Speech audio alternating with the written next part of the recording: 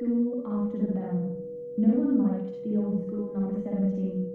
During the day it was ordinary, cracked desks, the smell of chalk, teachers with tired eyes. But after the final bell, the building changed, as if someone quietly locked it from the inside. That evening, I stayed late. I had to finish a history project, and the teacher allowed me to stay in the computer lab. When I checked the clock, it was already 6:47 p.m. The school was supposed to be empty.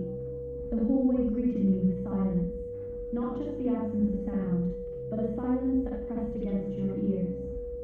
The lights flickered. Every second one didn't work, and the light stretched across the floor in long yellow patches. Somewhere far away, water was dripping. Drip, drip, drip.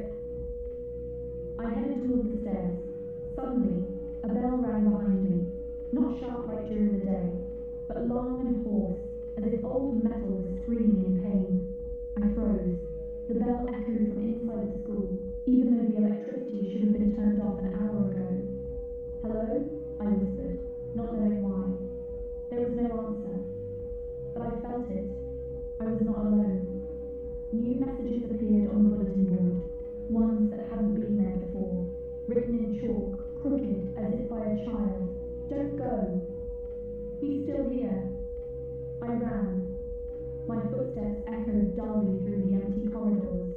But then, I heard other footsteps. They weren't in a hurry. They walked slowly, confidently, as if they knew exactly where I was running. I rushed into the biology classroom and shut the door. My breath tore out of my chest. On the shelves stood glass jars with yellow specimens. One of them was open, I was sure. During the day it had been closed. Something stopped outside the door. A shadow slid under the gap. "Student," a voice whispered, dry, like the rustle of pages in an old journal. "You're late for class." The door handle slowly moved down. The lights went out. In the darkness, I saw the blackboard. A new message appeared on it by unseen hand. "Class is just beginning." When they found me the next morning, I was sitting at a desk, calm, motionless. On the blackboard was a list of students. My name was last.